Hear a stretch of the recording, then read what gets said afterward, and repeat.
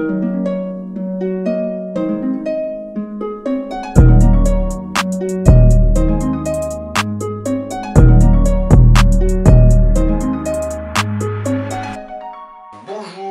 au 6e B, bonjour au 6e D, j'espère que vous êtes toujours en forme dans ce confinement, j'espère que vous avez toujours le moral, j'espère que personne ne s'est entretué dans vos familles, j'espère que tout va bien et que vous vous nourrissez bien accessoirement.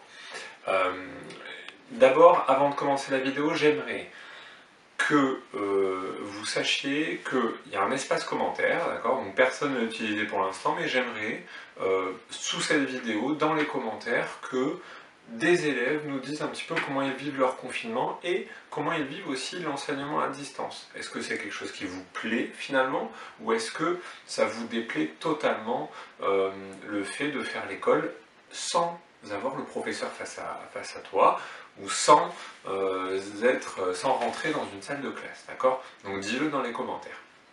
Partageons nos expériences et essayons de rester ensemble malgré tout.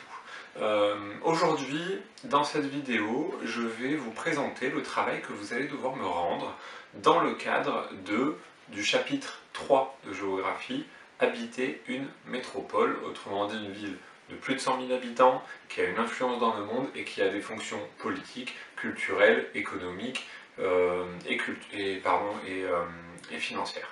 Donc, on a vu quoi pour l'instant? On a vu que habiter, c'était le fait pour l'homme, l'homme avec un grand H, de s'approprier un espace par des pratiques quotidiennes. Si les pratiques ne sont pas quotidiennes, ça veut dire qu'on n'est pas dans l'habiter. L'habiter, ça revêt à la fois des pratiques concernant le loisir, mais c'est aussi aménager, construire, se déplacer, travailler, et j'en passe. Tout ce qui fait que on fait d'un espace le nôtre. Okay, on a vu dans un premier temps comment on habitait le monde, d'accord, donc à l'échelle mondiale. Où sont les hommes? Où est-ce qu'ils ne sont pas? Pourquoi est-ce que les hommes sont là? Et pourquoi les hommes ne sont pas là? Dans un deuxième temps, on a vu comment on faisait pour habiter un espace à forte contrainte. Alors on a vu comment les habitants du Groenland habitaient leur espace malgré l'inondise, malgré la banquise. On a vu comment les tribus en Amazonie habitaient leur forêt dense malgré la faune, malgré le climat, malgré la densité végétale, et notamment le problème, la différence entre la contrainte et le problème. La contrainte, c'était la forêt dense, le problème, c'était créé par l'homme, et c'était notamment la déforestation. Bon. Vous avez vu, dans un troisième temps, comment on fait pour habiter une métropole, et là vous êtes intéressé à un espace qui, contrairement à l'Amazonie ou au Groenland, est densément peuplé. Ça veut dire qu'il y a une forte densité de population, ça veut dire qu'il y a beaucoup d'habitants dans ces espaces. Et aujourd'hui, un habitant sur deux habite dans une métropole. En 2050, ce sera 70% de la population qui habitera dans une métropole. Ça a commencé au néolithique. Rappelez-vous, quand nos villages ont commencé à se transformer, donc d'abord quand les villages sont nés, d'accord, après que l'homme est devenu sédentaire, et puis ensuite comment ce village parfois est devenu une ville, et comment cette ville est devenue une cité-État. À partir de ce moment-là, la campagne nourrissait la ville, et la ville a commencé à dominer la campagne. Aujourd'hui, un habitant sur deux vit en ville. Demain, ce sera 70% de la population qui habitera en ville. On estime qu'en 2050, il y aura 6 milliards de citadins. D'accord? Donc c'est en ville que la majeure partie de l'humanité va habiter demain. C'est un fait. On peut être mécontent de ça, mais en tout cas c'est un fait, c'est comme ça. Bon. Vous avez vu donc comment on fait pour habiter Lyon, dans un premier temps. Quels loisirs on pratiquait. Je vous ai fait étudier notamment une vidéo, donc quels loisirs on pratiquait, comment on fait pour se déplacer, par exemple le métro, comment on fait pour loger, quel type de bâtiment il y avait à Lyon, etc. Vous avez vu qu'à Lyon il y a un cœur historique, comme à Bombay d'ailleurs, avec un centre des affaires, c'est la Part-Dieu, et puis plus on s'éloigne et plus on voit par exemple des banlieues apparaître, des banlieues plus aisées, riches, des banlieues plus défavorisées, pauvres, d'accord? Eh bien, à Bombay, c'était pareil. À Mumbai, Bombay, c'était pareil. Vous avez vu qu'il y avait à la fois des quartiers aisés, mais à la fois ce qu'on appelle des bidonvilles.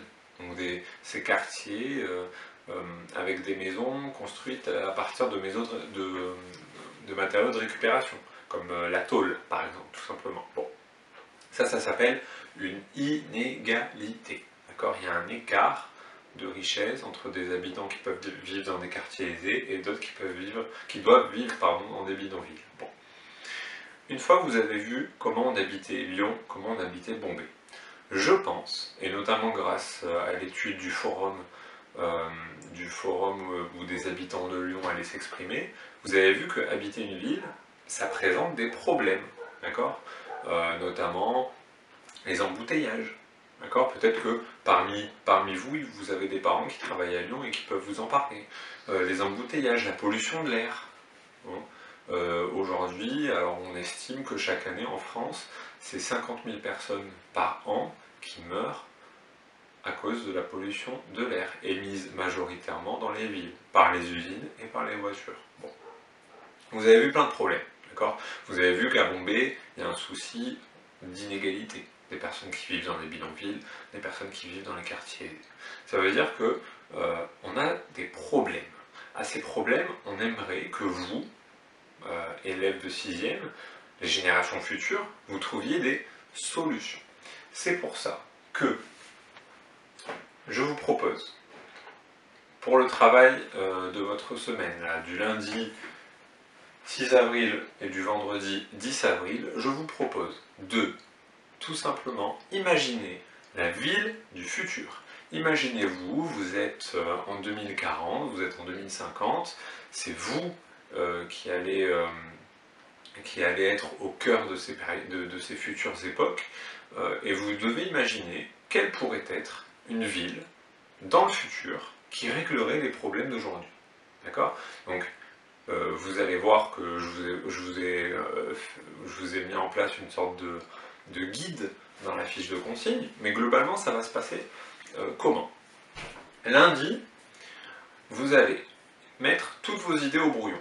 D'accord? Vous prenez votre cahier, vous prenez une feuille, vous devez essayer d'abord d'imaginer le nom de la ville. Comment s'appelle la ville que vous imaginez? Vous pouvez prendre une ville existante pour la transformer, ou vous pouvez carrément inventer une ville. C'est votre choix, vous faites ce que vous voulez. Il faut, dans un premier temps, avec votre ville, que vous me disiez les problèmes qu'elle a. Environnement, pollution, logement, etc. Quels sont les problèmes de votre ville? Une fois que vous avez identifié les problèmes de votre ville, il va falloir que vous imaginiez des solutions. Ça se passe toujours le lundi. Pendant cette heure-là, il va falloir que vous griffonniez plein d'idées que vous avez autour de 4 thèmes. D'abord, comment nourrir la population? La population, elle grandit, la population dans les villes, elle augmente. Comment on fait pour la nourrir? Par exemple, à Détroit, aux États-Unis, ils ont imaginé un système de ferme urbaine, d'agriculture urbaine. Donc en fait, ils cultivent des légumes, mais en ville. Il y a des architectes un petit peu fous qui ont imaginé des fermes verticales le long des bâtiments. Bon, faire pousser des légumes sur des gratte-ciels. Bon, vous faites ce que vous voulez, d'accord? Vous imaginez une installation, un aménagement pour nourrir une population qui va grandir, si possible, sans gaspiller, par exemple. Donc, nourrir la population de votre ville, comment vous allez faire? Donc, vous dites l'aménagement ou l'installation que vous avez imaginé, et vous dites en quoi ça va régler le problème de nourrir une population grandissante dans les villes. Deuxième problème, se déplacer. Comment on va se déplacer dans votre ville du futur? Par exemple, là je cite des exemples d'aujourd'hui, mais par exemple à Nice, le maire a mis en place des bus électriques rechargeables. Voilà, donc c'est des bus qui n'émettent plus de gaz polluants vu qu'ils sont électriques et qu'ils sont rechargeables.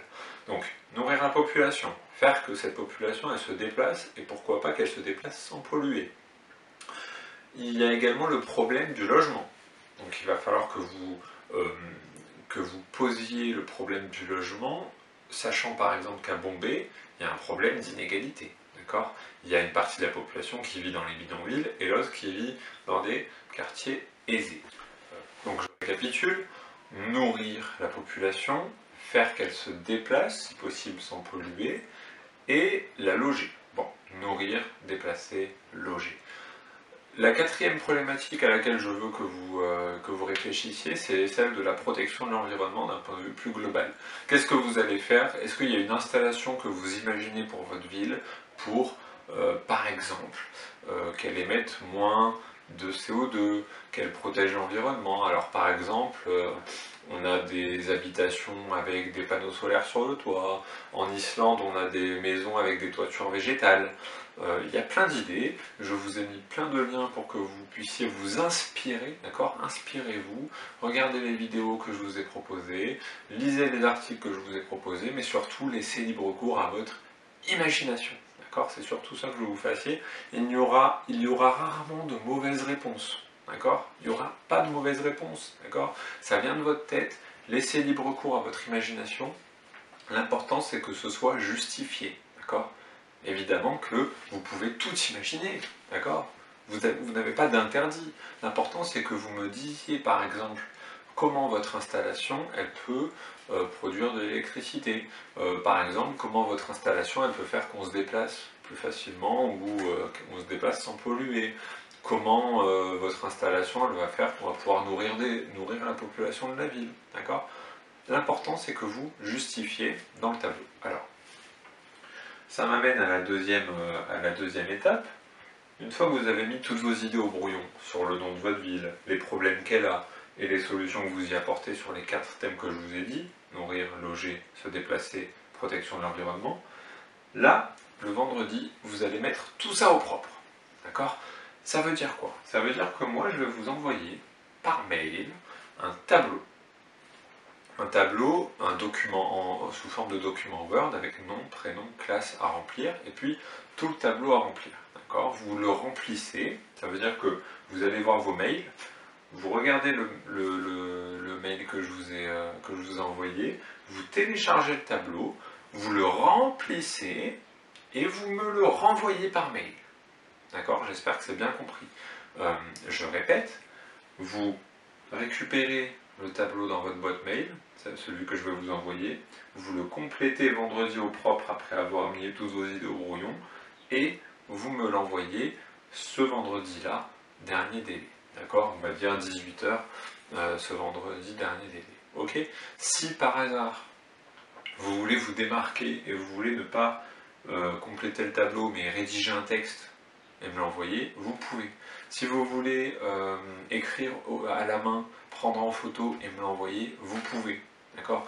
Vous me le faites sous la forme que vous voulez. Moi, je vous propose un tableau à remplir. Vous pouvez le faire. Si vous voulez rédiger un texte ou si vous voulez faire un tableau à la main et me l'envoyer par photo parce que c'est plus simple pour vous, vous le faites.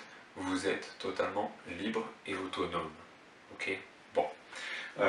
J'espère que cette consigne-là pour la semaine qui suit est comprise. Le lundi, vous griffonnez des idées au brouillon pendant 1 heure. Prenez-les 7 heures. D'accord? Vous imaginez votre ville du futur avec les 4 problématiques. Quels sont les problèmes qu'il y a dans ma ville? Comment s'appelle-t-elle? Première étape. Deuxième étape, quelles solutions est-ce que je vais faire? Quels aménagements, quelles installations je vais mettre dans ma ville pour régler ces problèmes? Comment je vais nourrir la population, faire qu'elle se déplace, protéger l'environnement et loger ma population? Voilà les 4 problématiques, ne vous inquiétez pas, vous allez les voir dans le tableau que je vais vous envoyer lundi. D'accord? Donc, le lundi, vous mettez toutes les idées au brouillon par rapport au tableau que je vous envoie, et c'est le vendredi que vous le complétez au propre et que vous me l'envoyez. D'accord? Sachant, encore une fois, que vous pouvez prendre en photo un tableau que vous faites à la main, m'envoyer un texte écrit, etc. etc. Bon. Je conclus cette vidéo pour vous dire que j'ai bien lu. Alors là, ça va être concernant les 6e D. J'ai bien lu vos corrections sur comment l'Égypte ou comment la cité d'Our est gouvernée, donc c'était la correction sur le chapitre de l'Orient ancien. Il y en a qui bâcler leur travail, clairement, il y en a qui n'en avaient pas grand chose à faire. A contrario, il y a des élèves qui se sont soignés et qui m'ont très très bien raconté, qui m'ont montré qu'ils avaient compris comment les états étaient nés. Et enfin, les 6e B, sachez que j'ai corrigé vos schémas sur comment les états sont apparus. Je suis assez content parce que la leçon est comprise et je pense que beaucoup d'entre vous, vous avez compris comment on fait, comment certains ont créé des états et pourquoi, d'accord? Notamment avec l'armée, la religion et l'économie et l'écriture notamment. N'hésitez pas à revoir ce schéma, n'hésitez pas à vous entraîner, d'accord? Parce que là, vous êtes face à la plus grande rupture que l'histoire de l'humanité n'ait jamais connue. Ok? Bon. Une fois que c'est dit, je vous souhaite une bonne suite de confinement. J'espère à très bientôt parce que vous me manquez un petit peu, on va pas se mentir. Et donc je vous souhaite également une bonne journée, une bonne soirée avec Internet, on sait pas trop. À bientôt!